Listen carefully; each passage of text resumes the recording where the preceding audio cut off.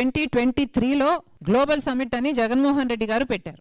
దీంట్లో 340కి పైగా investment proposals వచ్చినట్టు, 13 లక్షల కోట్లు విలువ చేసే పెట్టుబడులు వస్తున్నట్టు, దీనివల్ల 6 లక్షల ఉద్యోగాలు వస్తున్నట్టు అప్పుడు వైసీపీ ప్రకటించుకుంది. జగన్మోహన్ రెడ్డి గారు ముఖ్యమంత్రిగా ఉన్నప్పుడు 13 లక్షల కోట్లు విలువ చేసే పెట్టుబడులు వచ్చాయా? జగన్మోహన్ రెడ్డి గారు చెప్పుకున్నట్టు ఎలక్షన్లలో 20 లక్షల ఉద్యోగాలు మన యువతకు జగన్మోహన్ రెడ్డి గారు ఇచ్చారా? గత 11 సంవత్సరాలుగా ఇలా నాయకులు వస్తున్నారు, ముఖ్యమంత్రులుగా సమిట్లు పెడుతున్నారు, ఎంఓయూలు సంతకాలు పెడుతున్నారు, లక్షల కోట్లు విలువ చేసే పెట్టుబడులు వస్తున్నాయని చెప్తున్నారు, లక్షల మందికి ఉద్యోగాలు ఇచ్చేస్తున్నామని చెప్తున్నారు. కానీ కనీసం 10% కూడా ఇది రియాలిటీలో రిఫ్లెక్ట్ అవ్వటం లేదు. ఇన్ని లక్షల కోట్లు, 19 లక్షల కోట్ల రూపాయలు చంద్రబాబు గారు ముందు టర్మ్ లో పెట్టుబడులు వచ్చున్నా మన రాష్ట్రం ఇలా ఉండేది కాదు.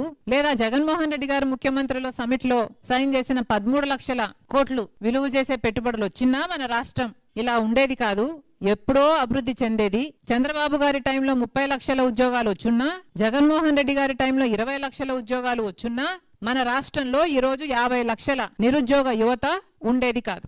ఈ రోజు వరకు కూడా మన రాష్ట్రంలో యువతకి ఇక్కడ ఉద్యోగం లేక బయట రాష్ట్రాలకు వలసపోతున్నారు. లేదా ఇక్కడ ఉన్న వాళ్ళు చిన్న చిన్న ఉద్యోగాలు అంటే గిగ్ జాబ్ లో లేక డ్రైవర్లుగానో రెస్టారెంట్ లో పని చేసుకోవడమో ఇలాంటి చిన్న చిన్న ఉద్యోగాలు చేసుకోవాల్సి వస్తుంది.